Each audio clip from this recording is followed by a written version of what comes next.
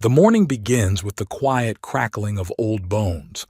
I hate that feeling when every movement gives me joint pain. My orthopedist says it's age-related. Age. Like I don't know. At 74, I'm well aware that I'm not 18. I get out of bed, stretch gently, and look out the window at morning Bakersfield, a city I know like the back of my hand.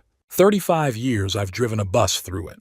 35 years, route number 22.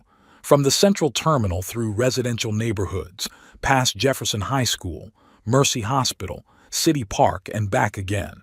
It was my world, my element.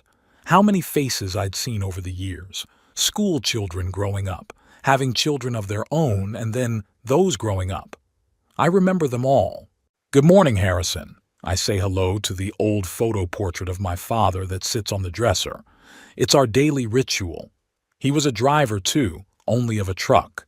It was he who instilled in me a love of machinery and responsibility for work. Waiting for me in the kitchen is the precisely measured portion of oatmeal I make every morning. The habit of consistency and routine has been ingrained in me over the years, where a minute's delay could disrupt an entire schedule.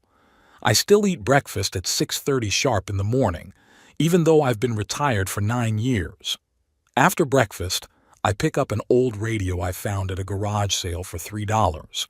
It's beautiful, with a wooden case, incandescent bulbs, and a rotary dial. It takes patience and knowledge of the intricacies of electronics to restore one. My fingers aren't as nimble as they used to be, but my brain still works great. As I loosen the screws on the back panel, I can't help but think back to when I used to fix Verity's toys. My daughter was a messy child, always breaking her dolls and cars. One day she cried over a teddy bear whose paw had broken off.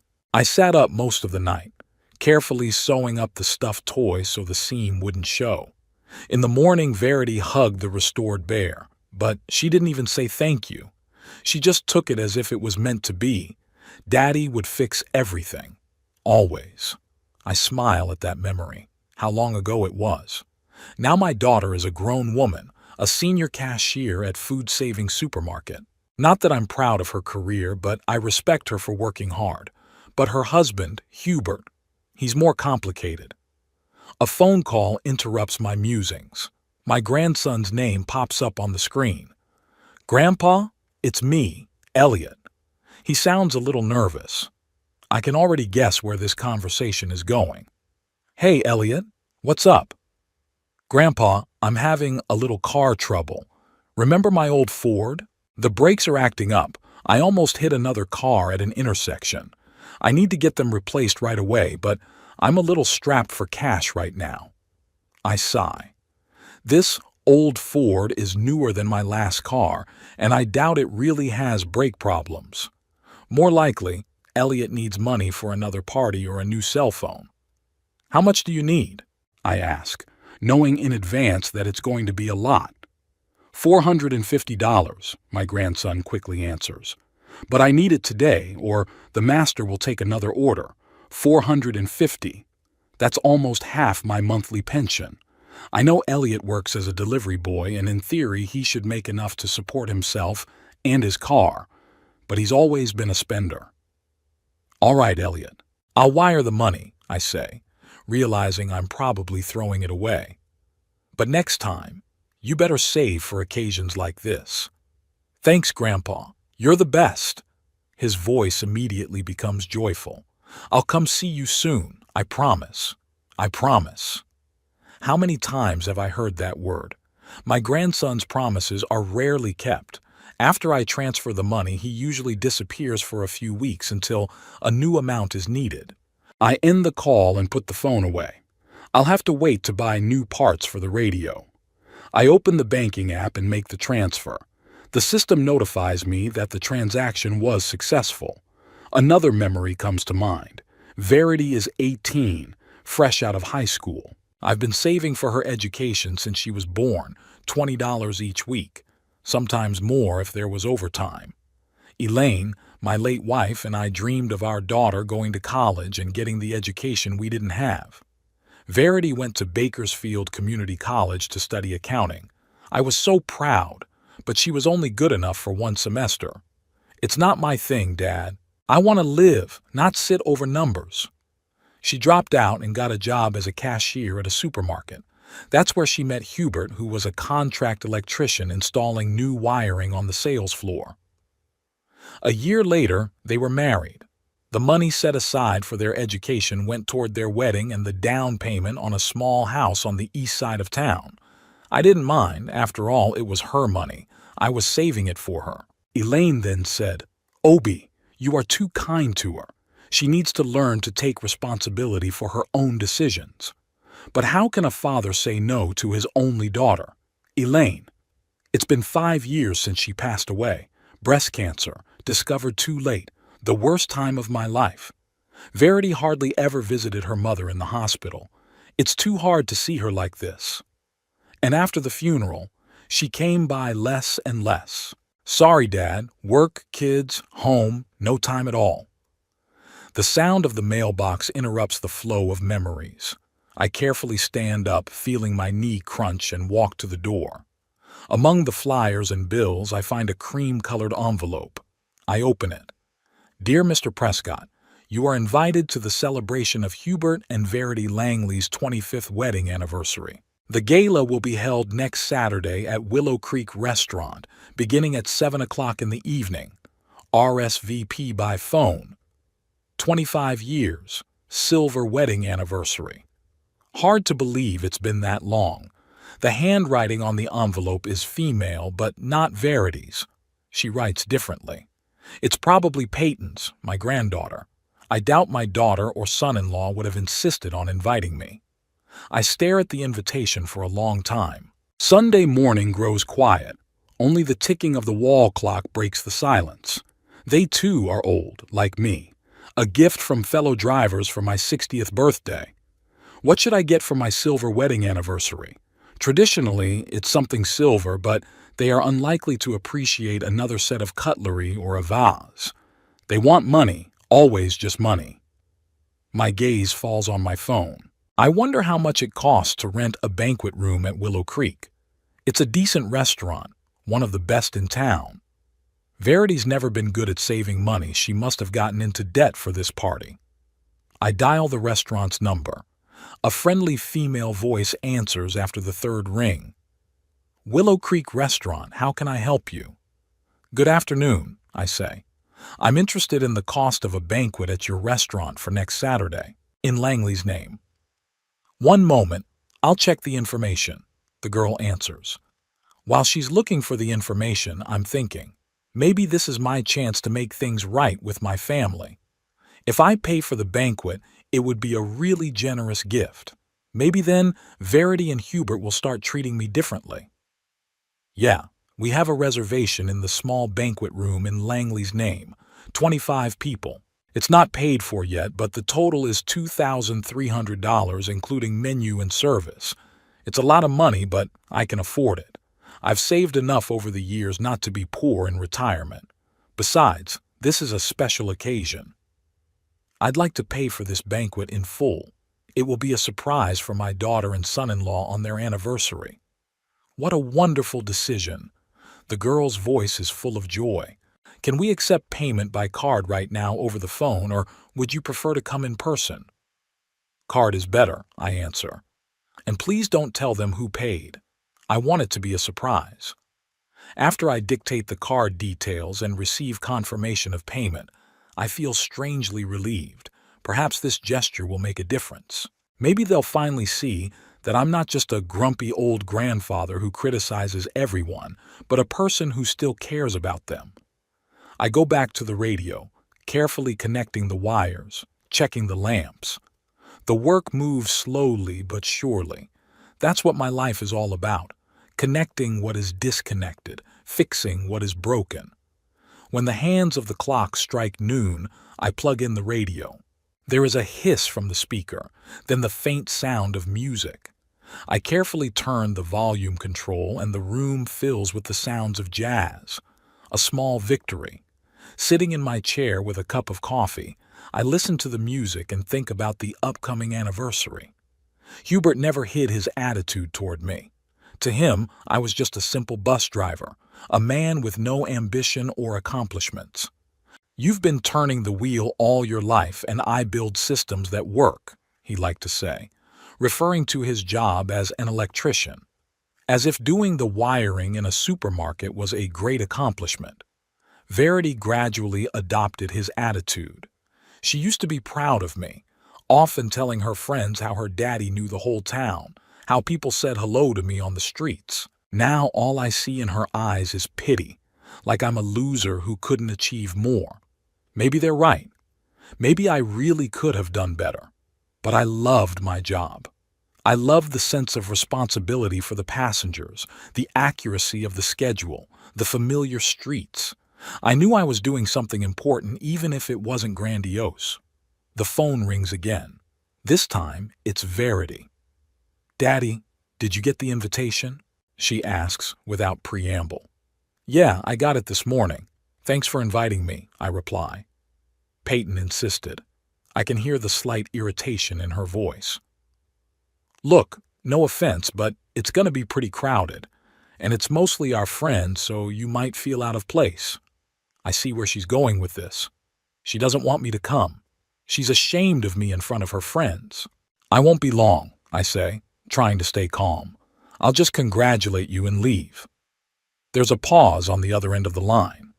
"Okay, whatever you want," she finally says.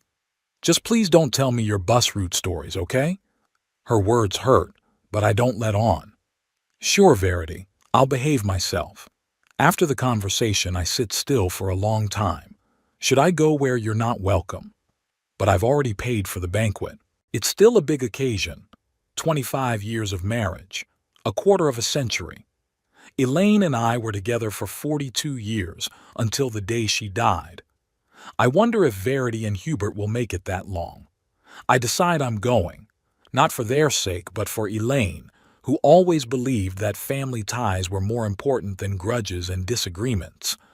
I've paid for the banquet and will congratulate them in person. Maybe this gesture will change something between us. Maybe they'll finally see that I'm not just an old, annoying relative, but a man who still loves them no matter what. I turn back to the radio, which is now playing an old jazz tune. Some things can be fixed if you put enough effort into it. I hope my relationship with my family is one of them. It was a chilly morning for Bakersfield. My old thermometer outside the window read only 12 degrees. I pulled on a shabby tweed jacket and plaid scarf, a gift from Elaine for our last Christmas together. Even before the pain set in and the doctors pronounced their merciless verdict, I decided to walk to the bank, only 15 blocks, the usual route. The doctor says walking is good for my joints, though each step reminds me that my youth is far behind me. But Obington Prescott is not one to give up without a fight. I stepped out onto Oak Street and slowly made my way toward the center of town. This street was part of my old route. How many times had I driven the number 22 bus down it? 10,000? 20? 2 shifts, 6 days a week, 35 years in a row. Mrs. Parker was watering her roses as usual. She'd lived in the same house for 40 years. Her husband died back in the 90s. "Good morning, Obie." She waved me over with her garden watering can. "Going for a walk?" "I'm going to the bank, Doris," I replied, lifting my old fedora slightly. "The roses are beautiful this year." "They like the cooler weather," she smiled. "Come in for tea sometime." I nodded and continued on my way.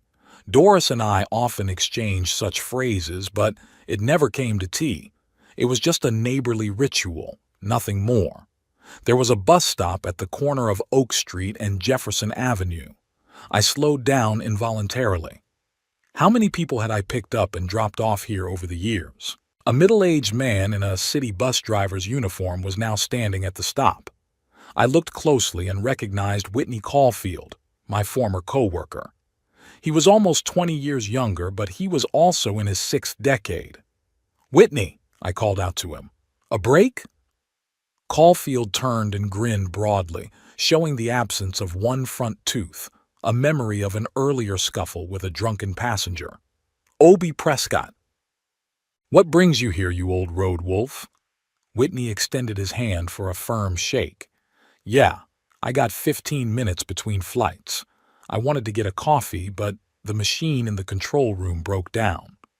Still on Route 22? I asked, sitting down next to him on the bench. Yeah, your route's mine now. Although they changed the schedule, added 2 extra stops near the new shopping center, now I'm always late for the final stop.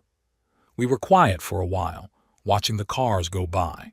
It was a strange feeling, sitting at a stop that I'd been driving through for so many years.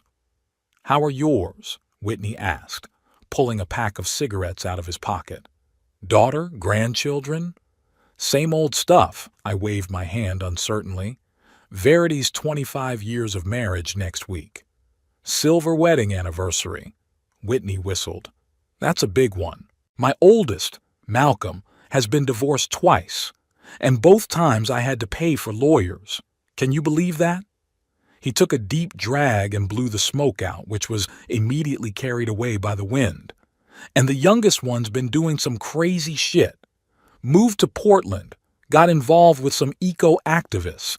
He says buses are polluting the planet, you know? I've been supporting him on bus wheels his whole life, and he's telling me this. Whitney was always prone to exaggeration, but this time there was real offense in his voice.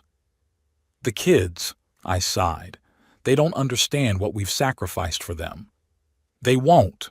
Whitney put out his cigarette on the edge of the bench. Not until they're parents, and sometimes they don't get it even then. Hey, why don't we grab a drink sometime? We'll reminisce about old times. Sure, I nodded, even though we both knew it probably wouldn't happen. Years of working together hadn't made us real friends, just colleagues who respected each other's professionalism. A bus with the number 22 on the scoreboard showed up in the distance. Whitney got up. My exit. Take care of yourself, Obi. You too, Whitney. Good luck on the route. I watched the bus pull up to the stop. The doors opened with the same distinctive hiss I'd heard 1,000 times. Whitney jumped in, waved at me, and the bus moved off, taking my former co-worker and his passengers along a familiar route. It was a strange feeling, seeing someone else take your place. I never thought I'd miss being a driver. It was just a job, right? But now, as I watched the bus pull away, I felt a slight pang of longing for the times when I was needed, when every morning dozens of people waited just for me to go about their business. I continued on my way to the bank. The central square was crowded as always. Young mothers with strollers, office workers hurrying to lunch, old people on benches, the usual picture of Bakersfield on a weekday.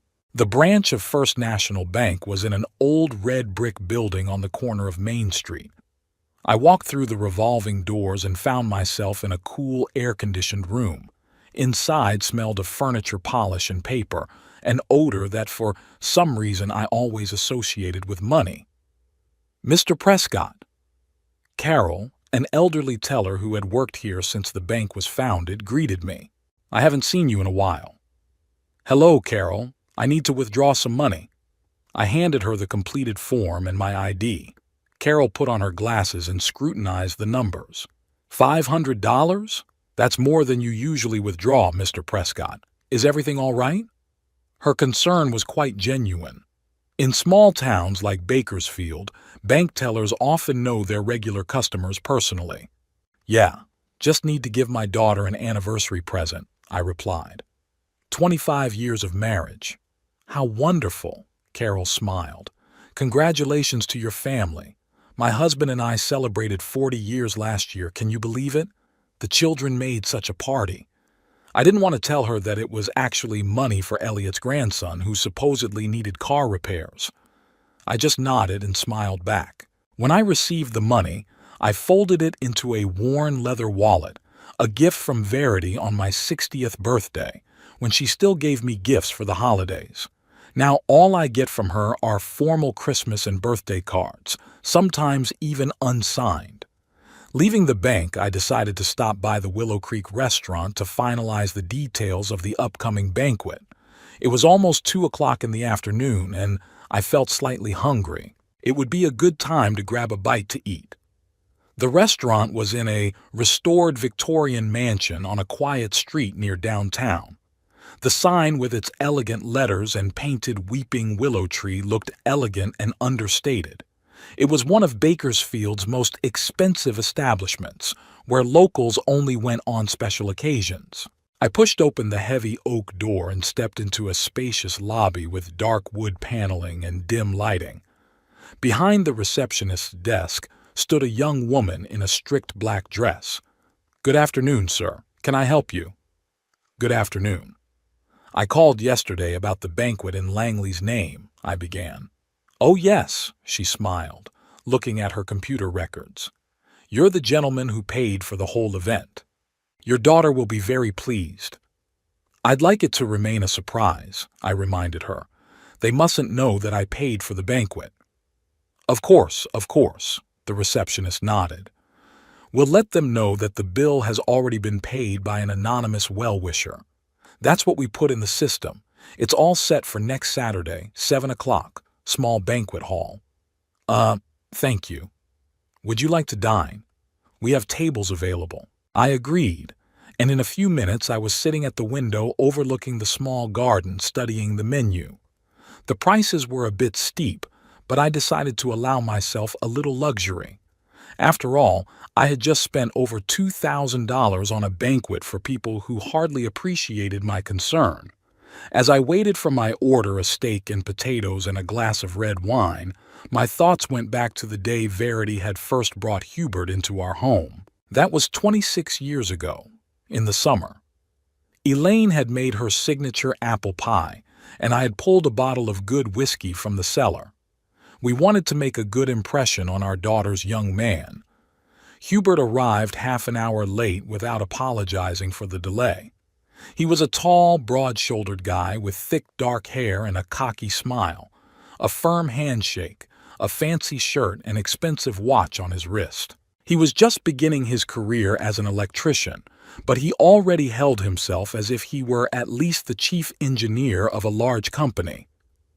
"Your daughter is a fine girl, Mr. Prescott," he told me then, "but she needs more ambition.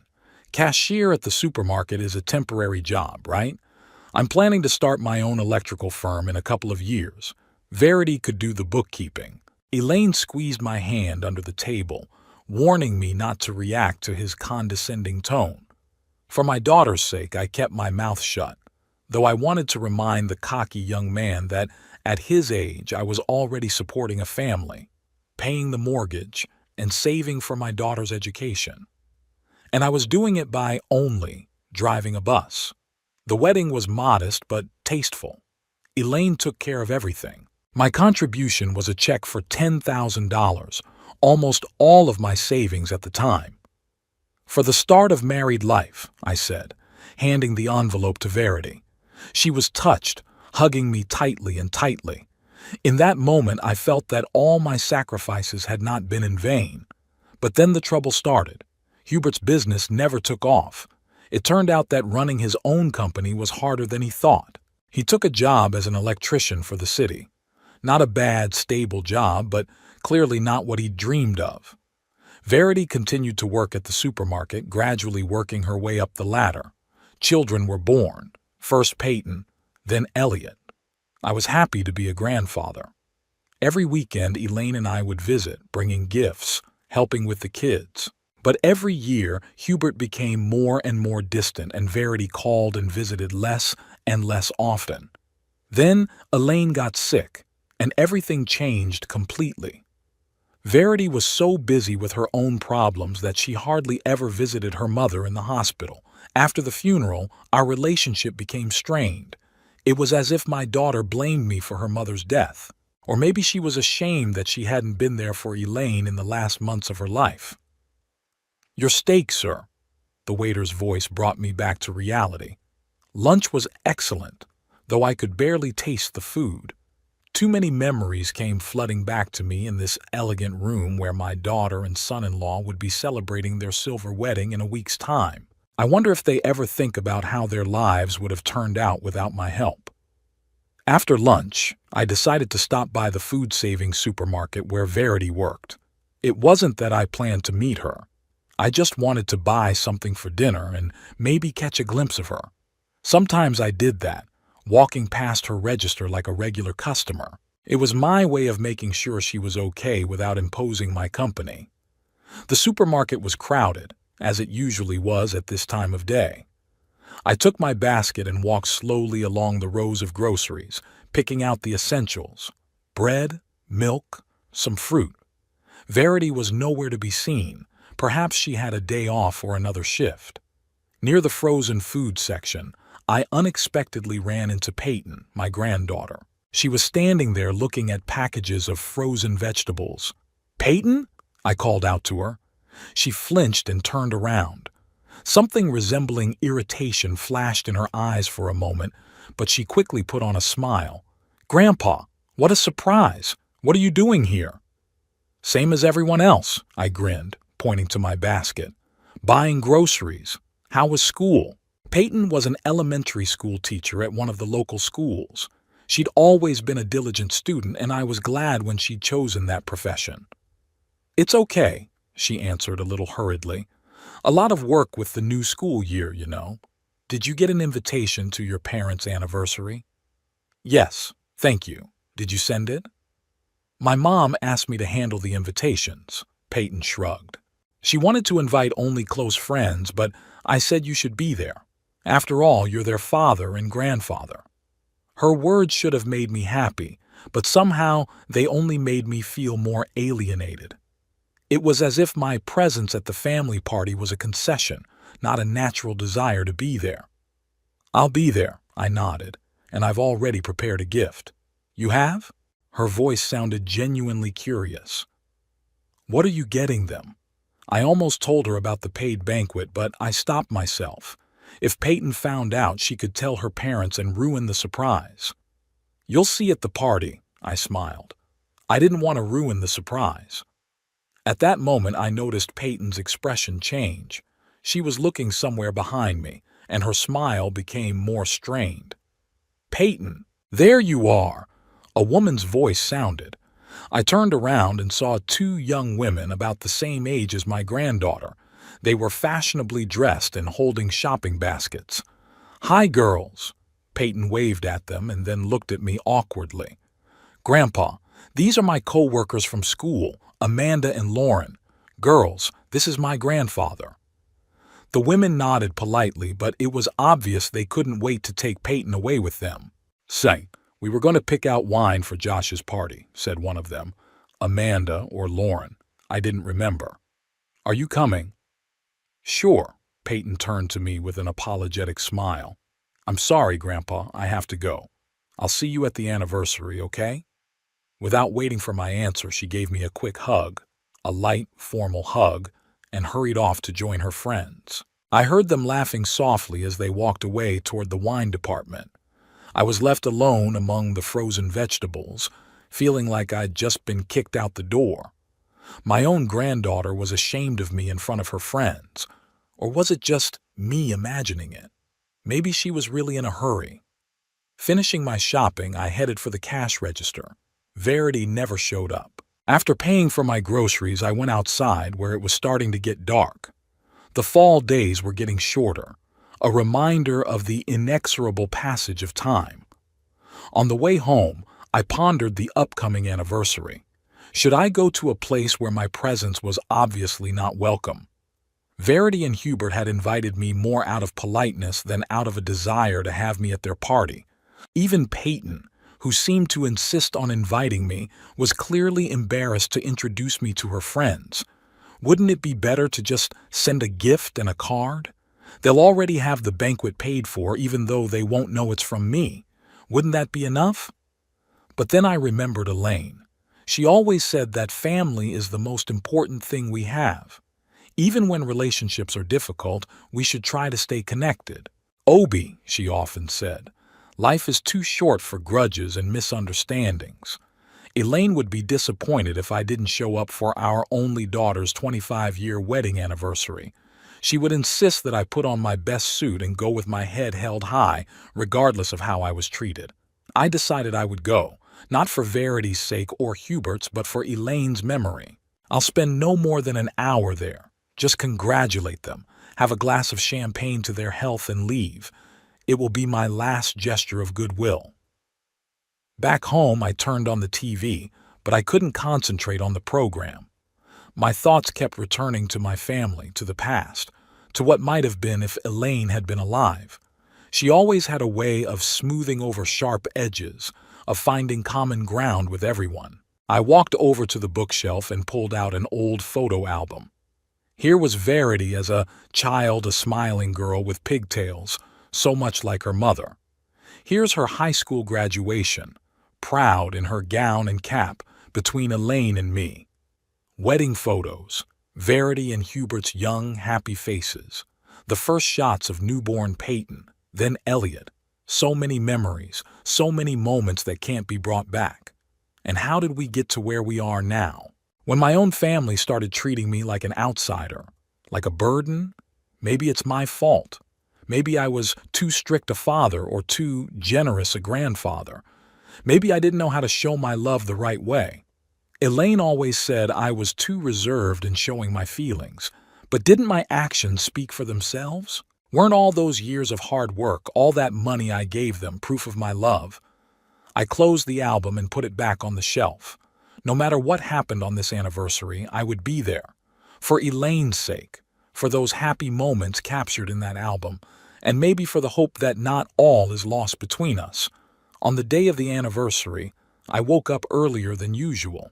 The sun was still just rising over the horizon, coloring the Bakersfield sky a soft pink. The old clock on the nightstand read 5:30 in the morning.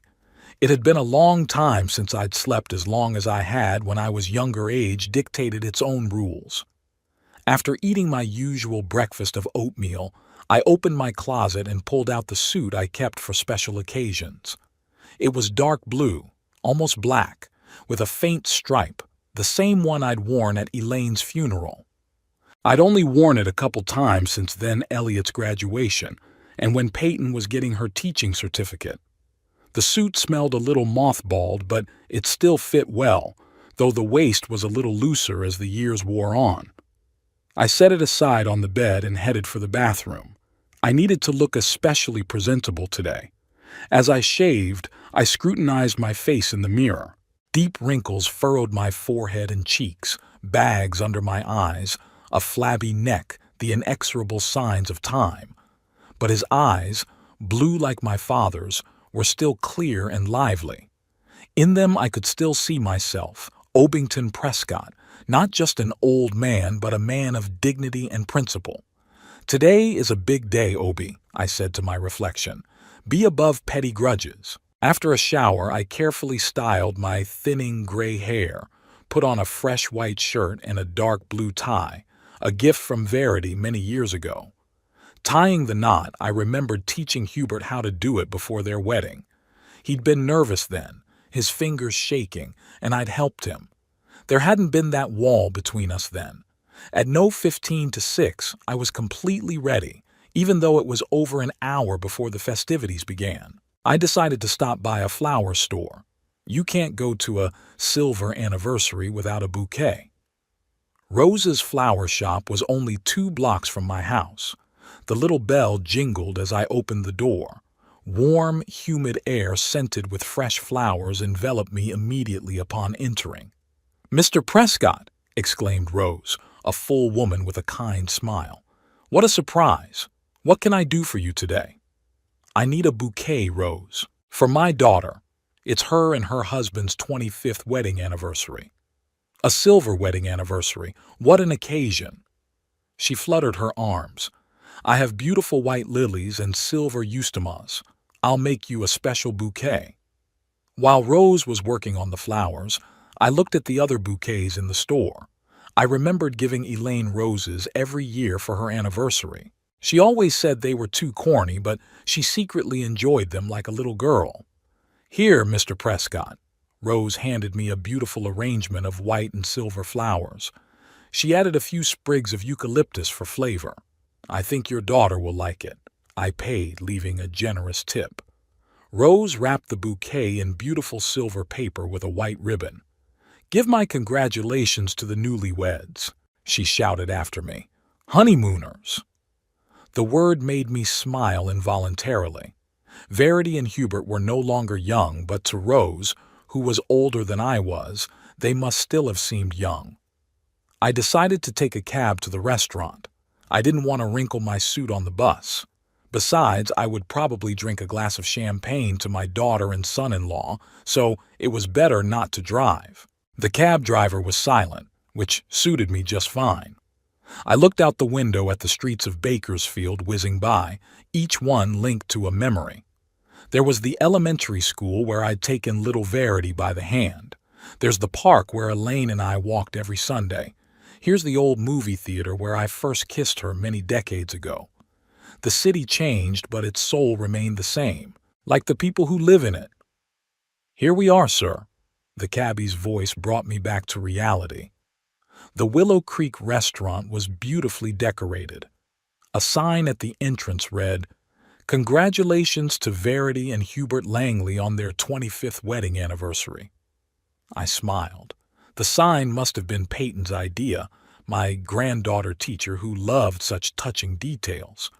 A young man in a strict suit guarded the entrance to the restaurant, checking invitations. I pulled a cream-colored envelope from my inside jacket pocket and showed him. "Good evening, sir. Come in." The small banquet hall is straight ahead and to the left. Several guests had already gathered in the lobby of the restaurant. I recognized a couple of Verity and Hubert's neighbors, Verity's colleagues from the supermarket. Everyone was dressed up, the women in evening gowns, the men in suits. I was relieved that I didn't stand out from the crowd with my old-fashioned attire. The small banquet hall was decorated in silver and white colors. Round tables were covered with snow-white tablecloths. Silver candelabras with lighted candles created an atmosphere of solemnity and warmth. At the far wall there was a table with appetizers and champagne, and in the corner a pianist was playing a gentle melody. Everything was exactly as I had imagined when I paid for this banquet. My heart filled with pride. My daughter deserved such a celebration. I noticed Verity standing surrounded by her friends. She looked very elegant in her silver dress with her hair up high. How much she looked like Elaine when she was young. The same proud turn of the head, the same easy smile. Verity froze for a moment when she saw me. Her eyes flashed with a look of surprise, then changed to something like annoyance. But she got over herself quickly and, apologizing to her friends, headed toward me. "Daddy, you're here," she said with a strained smile, putting her arm around me. She smelled of expensive perfume and champagne. Of course I did. How could I miss such an important day? I handed her the bouquet. "Congratulations, darling. 25 years is a big deal." "Thank you." She took the flowers, but she didn't seem too thrilled. "It's a beautiful bouquet. And that suit you're wearing, the same one? From Mom's funeral?" Her question sounded like a rebuke, though I didn't see what the problem was. It was my best suit, and I wore it out of respect for the occasion. "Yes, it was," I answered. "I thought it was the right occasion." Verity pressed her lips together but didn't say anything. At that moment, Peyton walked up to us wearing a modest navy blue dress. "Grandpa!" She looked genuinely surprised. "You came after all." "Why wouldn't I?" I smiled, hugging my granddaughter. "You look beautiful, Peyton." "Thank you. Do you like the decorations? The girls from school and I worked all morning on it." "It's beautiful," I said sincerely. "You're good." Verity took advantage of the moment and went off to join the other guests, taking my bouquet with her. I noticed how she placed it carelessly on the gift table, not even putting it in the vase. "Mom's a little nervous," Peyton said quietly, noticing my gaze. "It's a big day, and she wants everything to be perfect." "Of course," I nodded, though I felt a twinge of resentment inside. "Where's Elliot?" "Somewhere around here." Peyton waved her hand uncertainly. "He came in with some new girl." "Oh, sorry, Grandpa, my name is. I have to make sure the cake comes out on time." She took off, leaving me alone among the guests, most of whom I barely knew. I headed for the refreshments table, deciding to have a glass of champagne. Taking the glass, I stepped back against the wall, watching the festivities from the sidelines. I saw Verity chatting animatedly with the guests, Peyton fidgeting around, making sure everything was in order. I noticed Elliot, a tall, thin guy with a trendy haircut, holding a spectacular blonde by the waist. I rarely saw my grandson. He almost never came to see me. Even when he took money, it was all done over the phone or through bank transfers. I didn't notice Hubert right away. He was surrounded by his colleagues at the bar. He was laughing loudly, gesticulating vigorously, obviously telling some exciting story. I could tell from his flushed face and slightly uncertain movements that he'd had a lot to drink. Our eyes met and his smile disappeared instantly. He said something to his companions and then he strode determinedly toward me. "Obi, what a surprise," he said, not trying to hide the sarcasm in his voice. "I didn't expect to see you here." "Hello, Hubert," I nodded, trying to remain calm. "I got the invitation. Congratulations on your anniversary." "An invitation?" He frowned. "What invitation? We didn't invite anyone from of the older generation. It's a party for us and our friends." I felt the blood rush to my cheeks. The room was suddenly very quiet, but maybe it was just my imagination. "I have an invitation." I pulled an envelope out of my pocket. "Here, take a look." Hubert took a quick glance at the envelope and snorted. "It's Peyton's work. She's too sentimental." "Look, Obi." He lowered his voice, but it was still full of irritation. "I'm sorry, but you weren't invited. This is our day, and we want to spend it with people we're comfortable with." I froze, not believing my ears. There was an empty space around us. The guests were moving away delicately, but I could feel their eyes on me. "Hubert, I'm your father-in-law, your wife's father, your children's grandfather." My voice was quieter than I wanted it to be. "Don't I deserve to be here? Look, we appreciate everything you've done for us in the past." There wasn't an ounce of sincerity in his tone. "But these are different times. We make our own lives without your lectures and criticism. You always look down on me, Obi, a simple bus driver, and you've been acting like you don't even know who you are." I noticed that Verity was watching us from a distance, but made no attempt to intervene. Elliot was standing next to her, a slight grin playing on his face. "I've never looked down on you, Hubert," I said quietly. "I've always respected your work." "Stop lying." He raised his voice, drawing even more attention. The alcohol had clearly loosened his tongue.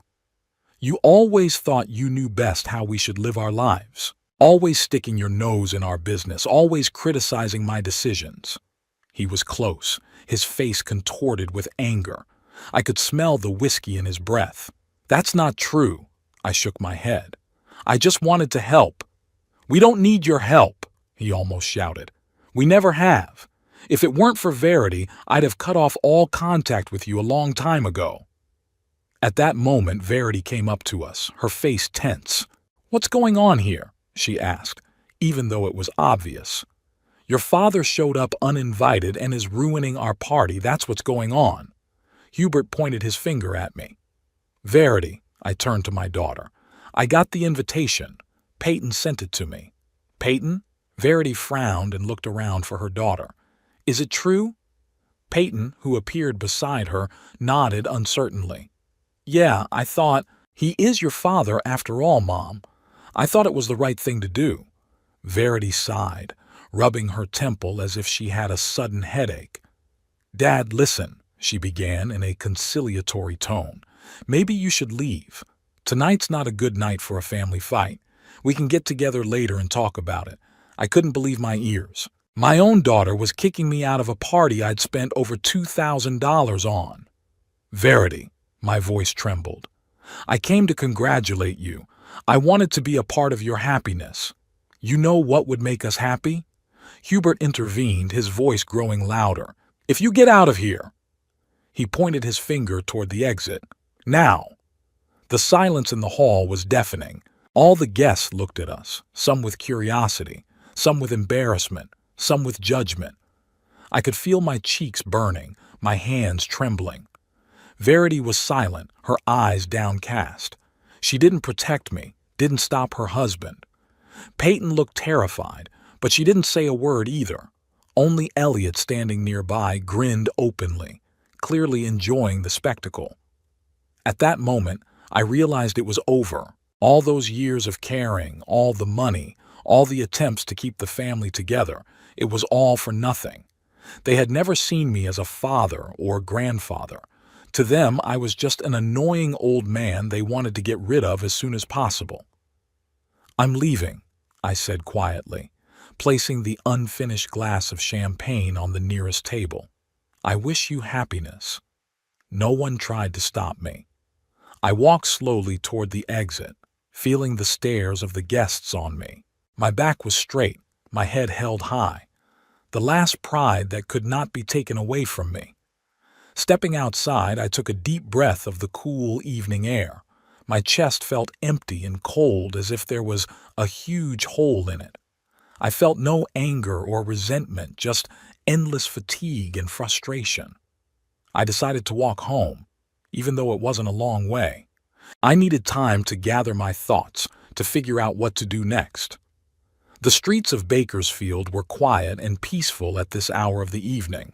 The rare passers-by paid no attention to the elderly man in the dark suit slowly walking down the sidewalk. No one knew that my whole world had just collapsed inside me. At home, the first thing I did was to take off the suit and hang it back in the closet. I didn't think I'd ever need it again. Took a hot shower, trying to wash away the humiliation of the evening. Put on my old flannel pajamas and sat in my chair in front of the TV without even turning it on. The events of the evening replayed over and over in my mind. Hubert's angry face, Verity's lowered gaze, Peyton's frightened eyes, Elliot's grin, and all those people around me watching my humiliation. I sat still for an hour, trying to figure out where and when things had gone wrong. Maybe I really was a bad father. Maybe I was interfering too much in their lives. Or conversely, not paying enough attention to Verity when she was growing up. But then I remembered all the sacrifices I'd made for my family.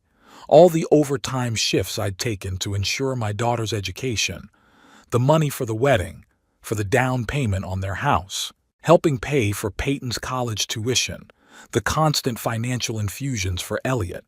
I remembered paying for Verity's car insurance every year, even though she didn't even know it, though she thought she was getting some kind of loyalty discount, and how he transferred money to Elliot when he got into financial trouble again and again.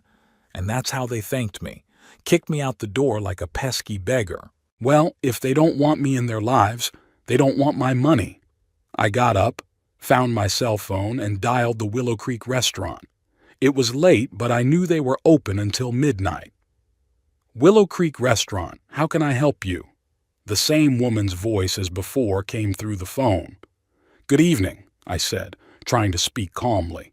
"This is Obington Prescott. I called you the other day and paid for the Langley family banquet." "Yes, Mr. Prescott, I remember. Is something wrong?" "I'd like to cancel the payment," I said firmly. "Is that possible?" Pause on the other end of the line. "Sir, the banquet's already in progress. We can't." "I know the banquet is going on. I just came from there, and I'd like to cancel my payment. If that's not possible, I'll have to go to the bank and dispute the transaction." Another pause, then, "Hold on, please. I'll get a manager." After a few minutes, a man's voice came through the phone. "Mr. Prescott, this is James Walker, the manager of Willow Creek. I realize there's been some problem with the banquet." "The problem," I interrupted him, "is that I've been kicked out of a party I paid for. I want to cancel the payment, immediately." "Sir, that would create certain difficulties." "It's not my hardship, Mr. Walker. If the Langley family wants to continue the party, let them pay their own way. I'm withdrawing my money." After much negotiation and threatening to go to the bank and lawyers, the manager gave in.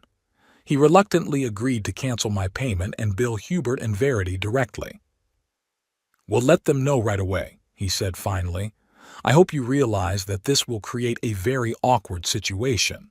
I understand, I replied, and I'm fine with it. Finished talking to the restaurant, I opened the banking app on my phone. I canceled the planned transfer of money to Elliot for car repairs, then called the insurance company and canceled the automatic payment for Verity's car insurance, which was due next week. Having accomplished all of this, I felt a strange sense of relief, like I'd lifted a heavy weight off my shoulders that I'd been dragging around for years. No more obligations to people who don't appreciate me. No more trying to buy their love and respect. I returned to my chair, turned on the TV, and felt truly free for the first time in a long time. The next morning began with the shrill ringing of the phone. I took my time answering it, knowing who was calling. The face of the wall clock read 8:30, too early for a normal Sunday call, but just right for an angry relative. The phone went silent, then rang again. I reached for it, feeling neither fear nor regret for yesterday's decision. "Hello," I said calmly. "What have you done?" Verity's voice boomed with rage. I hadn't heard her this angry in a long time. "Do you realize what you've done?"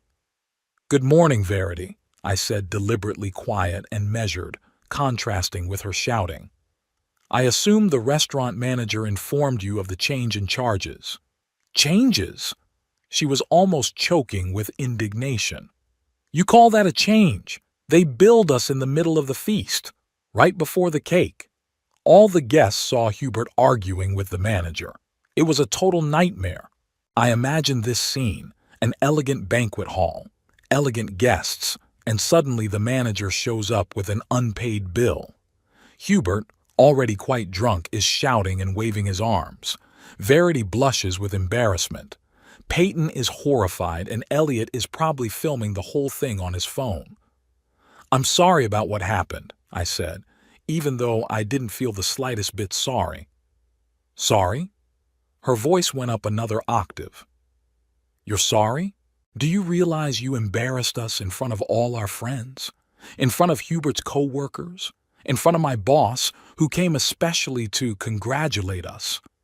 Do you realize you embarrassed me by kicking me out of the party like a stray dog?" I finally got a note of steel in my voice. "In front of all these people?" There was silence for a second. It's different," Verity finally said, but not so confidently. "Hubert had just had too much to drink. He didn't mean for it to go down like this." "Really?" I grinned bitterly. "Why didn't you stop him? Why did you let him kick his own father out?" "Yet, I didn't think he'd actually do it." Her voice grew quieter. "Look, Dad, let's talk about this. Come over for lunch today. We'll work it out." "No, Verity," I said firmly. "No more lunches. No more reconciliation. You made it clear yesterday that you don't want me in your life." "Well, I took that to heart. But if you don't want me in your life, you don't want my money." "What money?"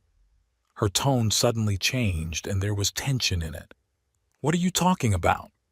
"The banquet I paid for as your anniversary present. Your car insurance that I've been paying for the last 5 years. The money I regularly wire to Elliot for his non-existent emergencies." "You paid for my insurance?" There was genuine surprise in her voice. "But I was always told that I had a discount for accident-free driving." "Not a discount, a surcharge. From me. $2,400 a year to be exact." "Oh my God." She seemed stunned. "Why didn't you ever tell me?" "Did it really matter?" I asked. "You wouldn't have appreciated it anyway.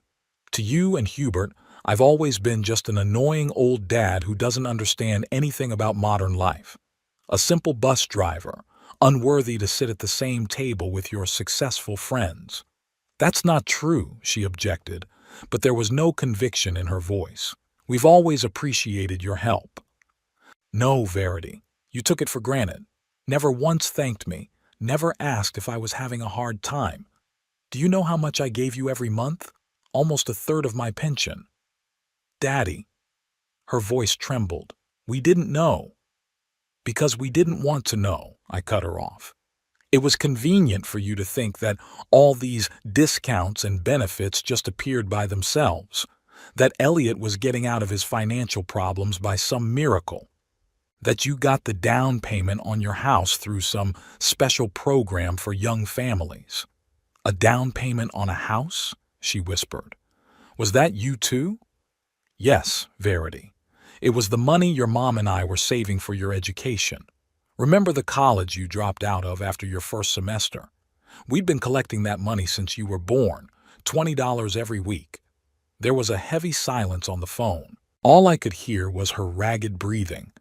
Daddy, I don't know what to say, she finally said. You don't have to say anything, I answered.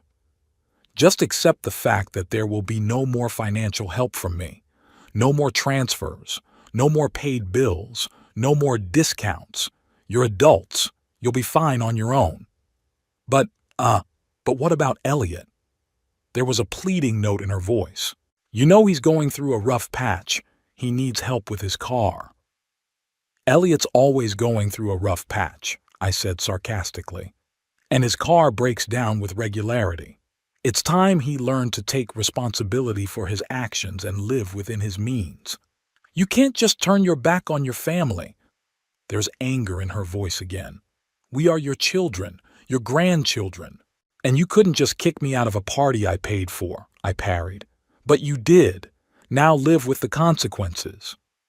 Hubert was drunk. He didn't know what he was saying. And you? Were you drunk too? Why didn't you stop him? Why did you let him humiliate your own father? She couldn't find an answer. I could hear someone yelling in the background. It sounded like Hubert was demanding that she hand him the phone. Verity, this conversation is over, I said. Tell Hubert that if he wants to talk to me, he should sober up first and learn to act like an adult. I hung up without waiting for an answer. My hands were shaking slightly, but I felt surprisingly calm. It was as if I had shed a heavy weight that I had been carrying for years. The rest of the morning passed in the usual routine: breakfast, reading the newspaper, a little housekeeping. I tried not to think about yesterday's incident and the morning's conversation, though bits of phrases and images kept popping into my head. Around noon, the doorbell rang.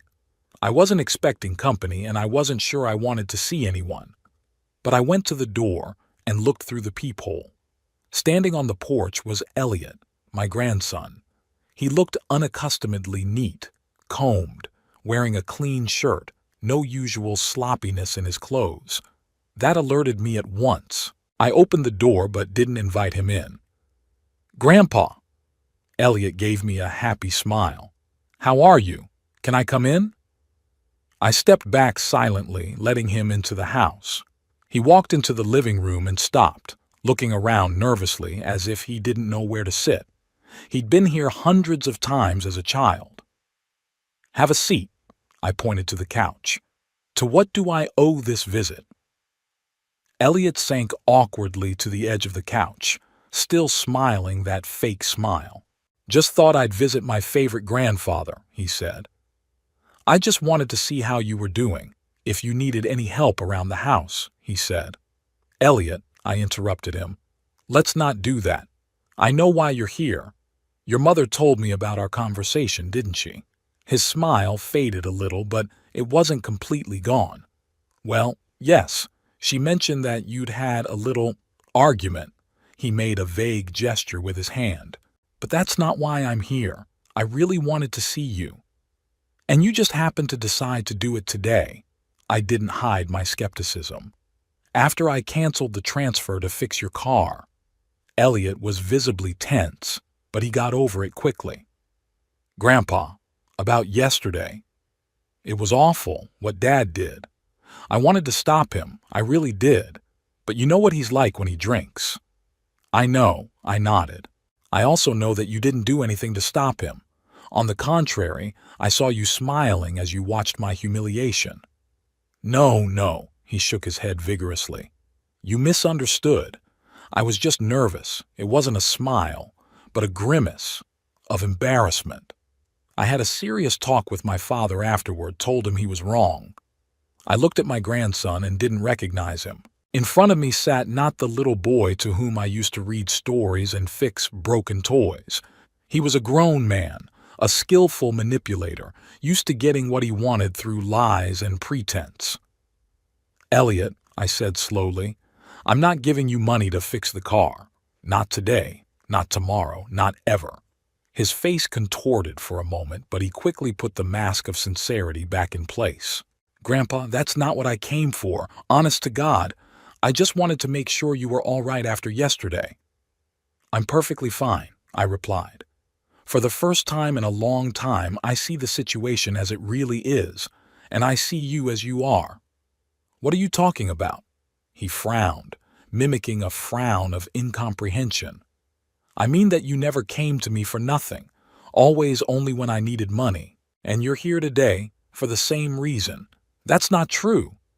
He looked genuinely offended, but I didn't believe a single gesture he made. "I love you, Grandpa. You've always been good to me." "I have been," I agreed. "Too kind. And that's why you grew up believing that the whole world should give you something for nothing, that all you have to do is ask and you'll get it." "That's not fair." His voice started to rise. "I work hard. I work hard." "You do?" I raised an eyebrow. "And where does all the money from your hard work go?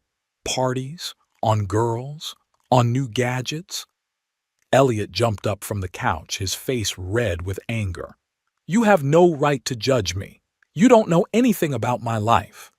"Because you were never interested in telling me about it," I replied calmly. "You only called when you needed money, and you only showed up on my doorstep when your bank account was empty." "That's not true," he was almost shouting. "I came to your birthday party last year." "Yes," I nodded, and 20 minutes after I got there, I asked for $500 for a new cell phone, which, by the way, you already had. Elliot was silent for a moment, obviously unable to find anything to say. Then suddenly he changed tactics. His shoulders slumped, a look of deep sadness on his face. "Grandfather, I'm sorry if I've ever hurt you or disappointed you," he said quietly. I'm going through a difficult time. I really need your help. My car—" "Your car is perfectly fine," I interrupted him. "I saw it outside the restaurant yesterday. No problems with the brakes." "No, that's a different problem." He quickly changed lanes. "With the engine. It came on after the holiday. If we don't fix it now, it'll be more expensive later."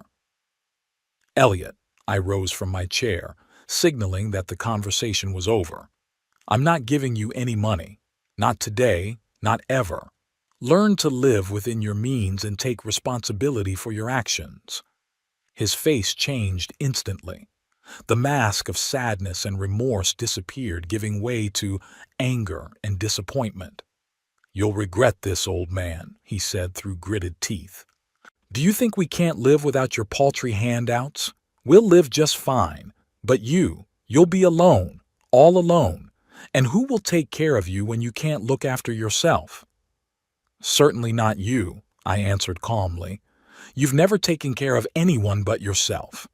Elliot glared, turned around, and headed for the exit. He stopped at the door and tossed it over his shoulder. "You know, we always thought you were a pathetic loser. A bus driver. Our office cleaner makes more money than that." With that, he slammed the door so hard that the glass rattled. I slowly sank back into my chair. Strangely, my grandson's insults didn't hurt me as much as I might have expected. Probably because deep down, I'd always known that's what they thought. I just didn't want to admit it. The rest of the day passed in silence. I ate lunch, watched an old movie on TV, read a book. But my thoughts kept coming back to the situation with my family. I had to decide what to do next. In the evening, as the sun was about to set, I went out on the porch to get some fresh air. My neighbor, Thelma Fisher, was watering her many pots of flowers. "Good evening, Obie," she waved at me. "I haven't seen you in a long time." Thelma was a widow, like me. Her husband, George, died of a heart attack 3 years ago. Elaine and I had been friends with them for many years. having backyard barbecues together, playing cards on Saturdays, helping each other with minor repairs. "Good evening, Thelma," I nodded at her. "It's beautiful weather tonight." "Just fine," she agreed. "Would you like to come in for a cup of tea?" I made a blueberry pie from Elaine's recipe. I hesitated. I didn't particularly feel like socializing, but on the other hand, maybe talking to an old acquaintance would help me get my thoughts straight. "I'd love to," I said at last. Thelma's house was as cozy and neat as ever. Lots of pictures on the walls, her children, grandchildren, traveling with George. The scent of fresh baked goods and lavender that Thelma had grown on the windowsill wafted through the air. We settled on the veranda overlooking the manicured garden. Thelma poured tea into cups and cut me a generous slice of cake. "Well, tell me," she said without preamble. "What happened with Verity and her family?" I looked at her in surprise. "How do you know?" "It's a small town, Obi," she smiled. "My niece was at that banquet yesterday. She told me what a scandal your brother-in-law made." I sighed. Of course, such an incident couldn't go unnoticed in Bakersfield, where everyone knows everyone. "Yes, it was unpleasant," I admitted. "Unpleasant?" Thelma snorted. "That's an understatement. Kicking your own father-in-law out of a party he'd paid for." Hubert had always been a pompous ass, but he'd outdone himself here. "Did you know it was me who paid for the banquet?" I wondered. "Of course I did," she said. "My niece works in the bank. She saw your transfer, and then she saw the canceled payment. You're clever, Obi." She laughed. "I can imagine the looks on those assholes' faces when they got the bill right in the middle of the celebration." I couldn't hold back a slight smile. Thelma always knew how to find the funny side of even the most unpleasant situations. "So what now?" she asked, suddenly serious. "What are your plans?" I shrugged. "I don't know. Today I denied Elliot the money he'd asked for non-existent car repairs. I think I'm going to cut off all financial relations with them." "And you'll do the right thing." Thelma nodded decisively. "It's about time. They're used to milking you like a cash cow without even saying thank you." "You think so?" I was glad to hear confirmation of my thoughts. "Of course," she splashed her hands. "George and I always wondered why you let them treat you like that, especially after Elaine died. Verity hardly ever visited her mother in the hospital and then had the nerve to claim her jewelry and china for herself." I remembered that time. Verity came a week after the funeral and said she wanted to take away some memorabilia. She ended up taking almost all of Elaine's jewelry and her collection of antique china that my wife had collected all her life. "You know what I think?" Thelma continued, pouring more tea. "You need to change your will." The thought had crossed my mind before, but it was strange to hear it from someone else. "Do you think so?" I asked uncertainly. "Absolutely." She leaned closer. "Look, Obi, they're counting on getting your house and all your savings when you die. I'm sure they've already mentally spent that money. That's why Elliot came running to you today. He's afraid you'll disinherit him." She was right. My house in a nice neighborhood in Bakersfield was worth a lot, plus the savings I'd accumulated over the years. Not millions, of course, but a decent amount. "What are you offering?" I asked. "Disinherit them?" Thelma tapped her finger on the table thoughtfully. "It doesn't have to be all of it. You can leave them something symbolic.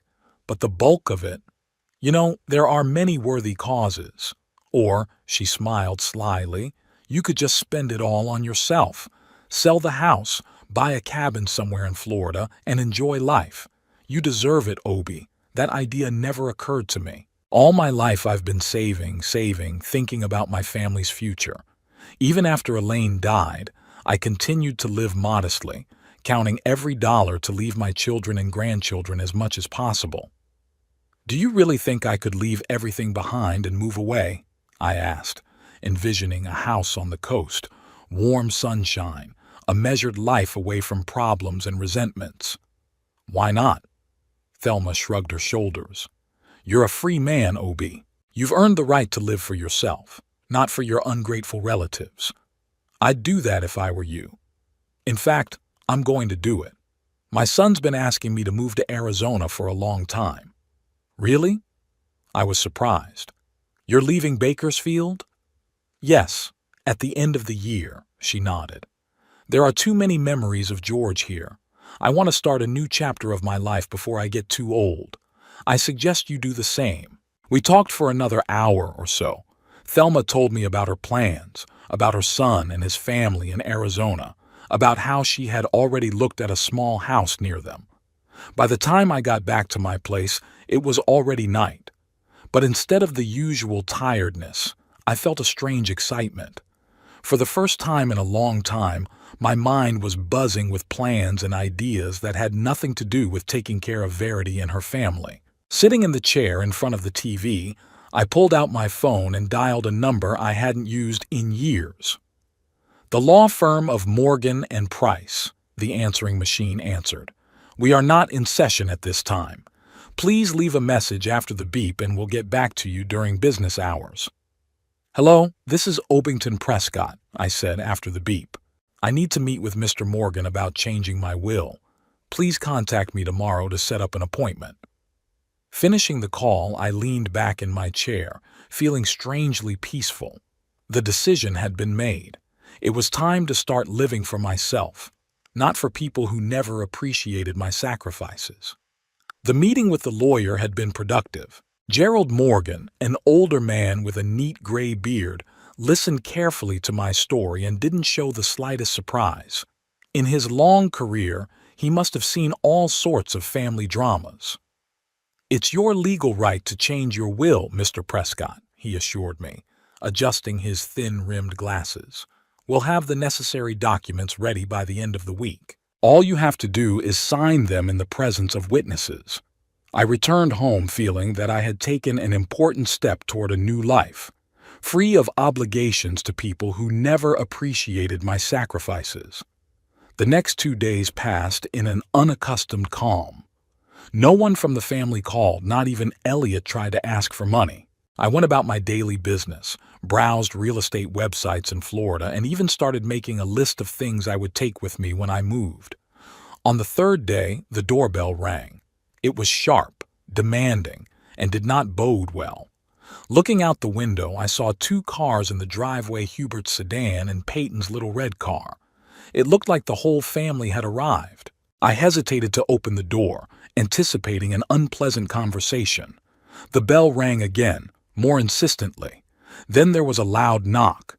"Obie, I know you're home. Open up!" Hubert's voice sounded aggressive.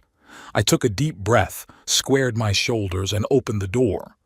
All 4 of us, Hubert, Verity, Peyton, and Elliot, were standing on the doorstep. Hubert looked angry. Verity looked nervous. Peyton looked embarrassed, and Elliot was hiding his eyes, clearly uncomfortable. "What the hell are you doing?" Hubert began without preamble, stepping forward as if he meant to barge into the house. I didn't move, standing firmly in the doorway. "Hello, Hubert. Good afternoon to you too, Verity." I nodded to my daughter, ignoring my son-in-law's rudeness. "Peyton, Elliot," I greeted my grandchildren briefly. "Dad, we need to have a serious talk." Verity tried to take control of the situation. "Can I come in?" I hesitated for a second, then stepped back, letting them into the house. They walked into the living room. Hubert plopped into my chair. Verity sat on the couch. The grandchildren remained standing uncertainly. "Did you change the will?" Hubert asked bluntly, glaring at me angrily. "Then they already know. It's a small town and word travels fast." "Yes," I answered calmly, seeing no point in denying the obvious. "I met with a lawyer yesterday." "And you weren't going to tell us?" Verity was indignant. "It affects the whole family." "My will is all about me," I countered. "It's my money and my property. I'm free to do with it as I please." "But we're your family." Verity raised her voice. "Your children and grandchildren. How can you just cut us out of the will?" "I didn't say I cut you out," I pointed out. "I said I changed the will." "In whose favor?" Hubert squinted. That old bag, Thelma.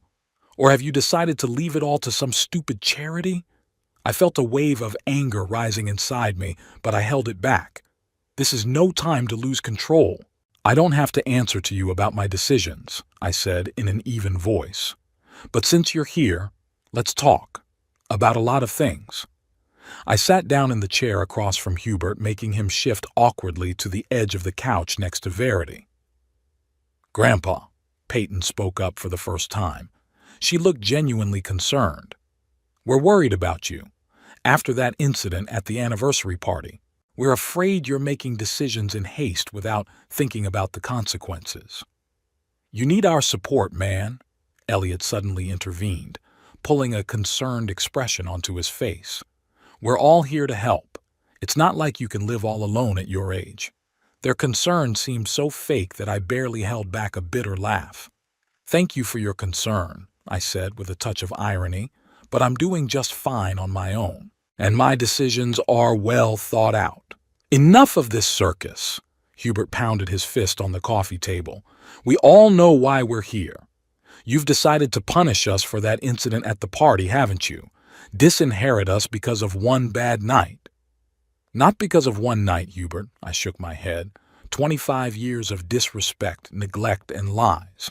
Because you saw me only as a source of money, not as a man with feelings and dignity. Verity squirmed on the couch, clearly uncomfortable. Daddy, that's not fair.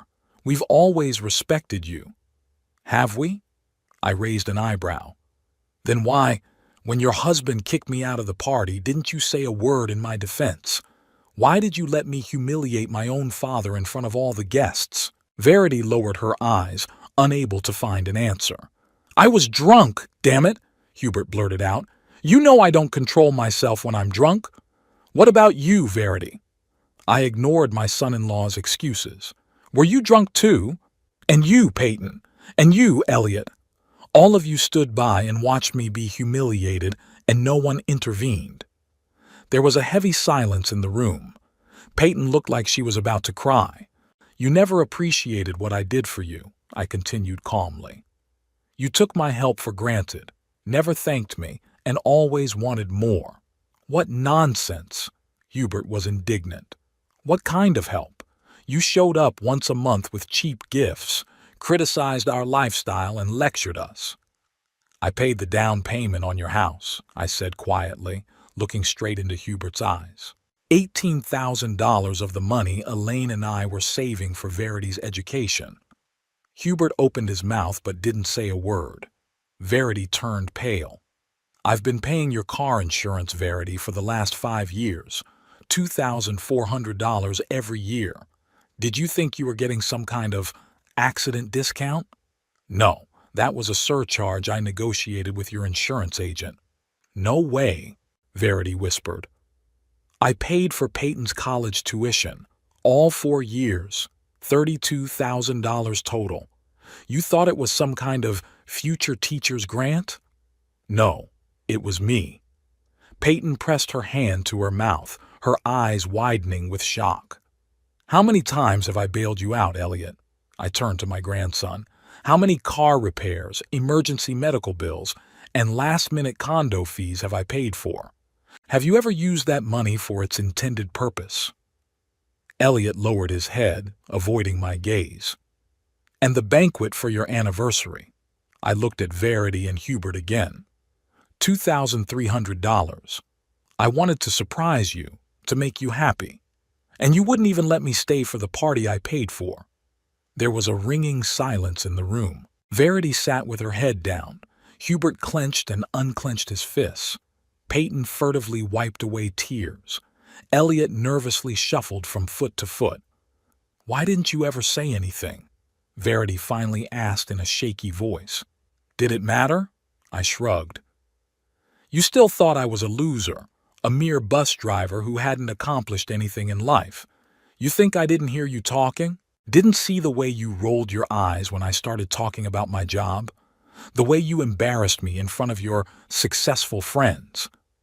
We didn't, Verity started to say, but I raised my hand to stop her. Don't lie, Verity. Not now. I know what you think of me. I know I've always been a burden to you, an old bore you wanted to get rid of. The only thing you cared about was my money and my possible inheritance." "That's not true," exclaimed Peyton through her tears. "I've always loved you, Grandpa. Didn't you, Peyton?" I looked at her with a sad smile. "Then why were you ashamed to introduce me to your friends at the supermarket? Why did you always find an excuse to leave when I came to visit you?" Peyton couldn't find an answer, just sobbed softly. "Look, Obie." Hubert suddenly changed his tone from aggressive to conciliatory. "Maybe we weren't always attentive to you. Maybe we haven't appreciated your help as much as we should have. But we are family. Blood is not water. Let's forget all the hard feelings and start fresh, huh?" I looked at him and I saw right through him. It wasn't remorse that drove him, it was fear of losing his expected inheritance. "It's too late, Hubert." I shook my head. "Too late for new beginnings. I have made my decision." "What decision?" Verity asked tensely. "I'm selling the house," I said calmly, "and I'm moving to Florida." "What?" Hubert shouted. "You can't just leave." "I can." I met his gaze firmly. "And I will. I've already talked to a realtor. Houses sell fast in this neighborhood, especially well-maintained ones like mine." But what's going to happen to us?" Verity asked, confused. "With the inheritance?" That was it. The main issue they were concerned about. Not my health or happiness, but money. "I'll leave you something," I said. "Don't worry. But I'm going to spend most of the money from the sale of the house and my savings on myself. I'll buy a little house on the coast of Florida. I'll enjoy sunsets over the ocean, walk on the beach, maybe even find a new life partner." "They say there are a lot of lonely old ladies in Florida." I couldn't help but chuckle. "You're crazy, old man." Hubert jumped to his feet. "What kind of life partner? You're 74 years old." "You can still enjoy life at that age, Hubert," I said, unperturbed. "And I intend to do so. For the first time in many years, I will live for myself and not for my ungrateful relatives." "You can't do this to us." Verity stood up beside her husband, her face contorted with anger and resentment. "We were counting on that money. We have plans, commitments." "Exactly." Hubert backed her up. "We have already included the cost of this house in our financial plans. Elliot is going to start his own business. Peyton wants to buy an apartment." I looked at them and didn't recognize them. Where had all their assurances of love and respect gone? Once we talked about money, the masks came off. "I'm sorry to ruin your plans," I said, and there was no regret in my voice. "But this is my house and my money. I earned it with honest labor, and I have the right to dispose of it as I see fit." "We'll contest the will," Hubert blurted out. "We'll sue. We'll prove that you're incapacitated, that you're making decisions under stress." "You can try," I shrugged. "But be warned. My lawyer has carefully prepared all the documents.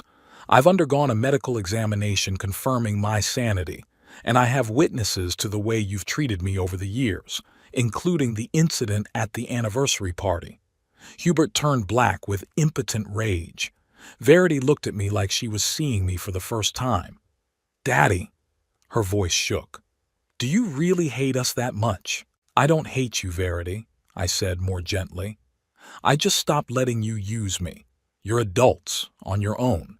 You can manage without my financial support." "Grandpa, please." Peyton stepped forward, her face wet with tears. "Don't go. We'll fix this, I promise. We'll visit you more often, help you around the house. Until you get what you want," I finished for her.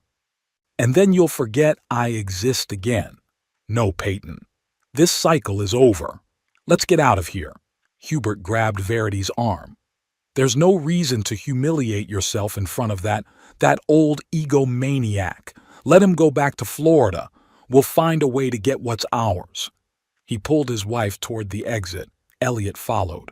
Only Peyton lingered for a moment, giving me one last pleading look. "I'm going to miss you, Grandpa," she whispered.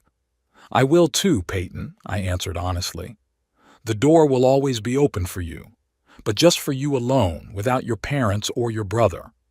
She nodded, wiped away her tears, and hurried after the others. The front door slammed. I heard Hubert cursing loudly in the driveway, their cars starting up and driving away with a roar. The house fell into silence. I sat motionless, trying to comprehend what had happened. Strangely, I felt no bitterness or regret, only relief, as if I had shed a heavy weight I had been carrying for years. I got up and walked out onto the porch. The sun was setting, coloring the sky over Bakersfield in shades of pink and gold. The cool evening breeze caressed my face. From the neighbor's yard came the smell of the jasmine that Thelma grew in her garden. How many sunsets had I seen in this town? Thousands. How many sunrises have I met while driving out on my bus route? I can't count. Bakersfield has been my home all my life. It's where I grew up, where I met Elaine, where Verity was born, where I grew old. Leaving won't be easy, but staying would be even harder. I pulled my cell phone out of my pocket and found the number of the realtor I'd talked to the night before. "Mr. Jenkins, this is Obington Prescott.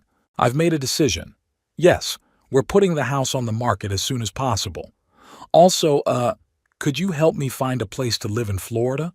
Preferably near the ocean." As we discussed the details, the last rays of the sun disappeared over the horizon. Dusk was falling, and with it the feeling of a new chapter of life about to begin. I sat on the porch long after the conversation was over, watching the first stars light up in the sky. For the first time in years, I felt truly free. Free from obligations to people who never appreciated my sacrifices. Free to live for myself, to follow my own desires without constantly looking out for the needs of others. Elaine would have approved of my decision. She always said I took on too much, gave too much, and demanded too little in return. "Obi," she used to say, "you can't live for others forever. Sometimes you have to think of yourself." Now I've finally heeded her advice. Better late than never. Tomorrow the preparations for a new life will begin. I'll have to unpack, decide what to take with me and what to leave behind, call old friends, say goodbye, closing up business in Bakersfield, and then Florida, the ocean, palm trees, new home, new acquaintances, maybe even new love. Who knows? At 74, life isn't over. For me, it's just beginning.